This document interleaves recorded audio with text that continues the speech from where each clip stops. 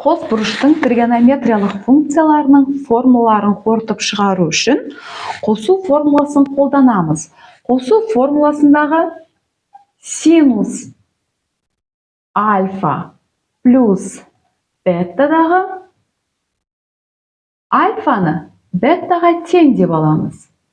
Сонда синус альфа бетта альфаға тең болғандықтан альфа деп жазамыз. Тең формула бойынша синус альфа косинус альфа таңба өзгермейді плюс синус альфа косинус альфа.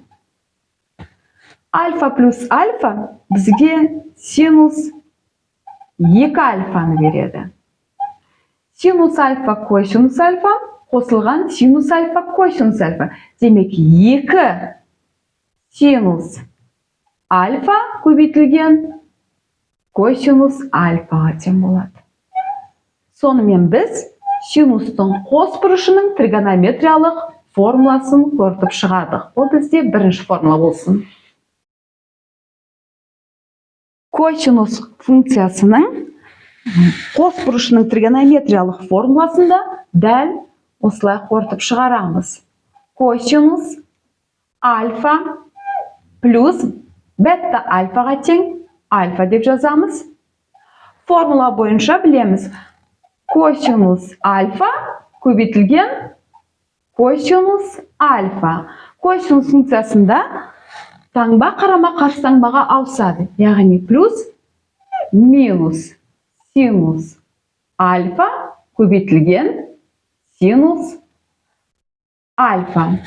Альфа плюс альфа болады бізде косинус 2 альфа тең косинус альфа көбейтілген косинус альфа косинус квадрат альфа.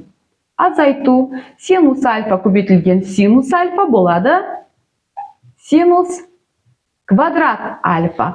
Сонымен косинус функциясының қос бұрышының тригонометриялық функциясы бізде екінші формула болсын. Тангенс функциясының қос бұрышының тригонометриялық функциясын бұл жерде де альфа плюс альфа деп альфа тең беттаны қолданамыз. Формула бойынша қосу формуласы қолданып ашамыз. Тангенс альфа болады плюс тангенс альфа бөлімінде 1 азайту тангенс альфа көбейтілген тангенс альфа. Бұл жерде қосу формуласын қолдана отырып аштық. Енді ықшамдаймыз. Альфа мен альфа қосылып тангенс 2 альфаны береді. Тангенс альфаға тағы да бір тангенс альфаны қосамыз. 2 тангенс альфа. 1 азайту тангенс альфа көбейтілген тангенс альфа болады тангенс квадрат альфа. Тангенстің қос бұрышының тригонометриялық функциясының формуласы бізде үшінші формула. Котангенс функциясының қос бұрышының тригонометриялық формуласын котангенс альфа плюс альфа. Бұл жерде де альфа плюс бетта еді. Беттаны альфаға теңестіріп плюс альфа дедік. Енді қосу формуласы бойынша ашып жазамыз. Котангенс альфа көбейту котангенс альфа болады. Азайту 1. Бөлімінде котангенс альфа плюс котангенс альфа. Енді котангенс қос аргумент тең котангенс альфа мен котангенс альфаның көбейтіндісі бізге береді котангенс квадрат альфа азайту 1. Бөліміндегі котангенс альфаға котангенс альфаны қоссақ 2 котангенс альфа болады.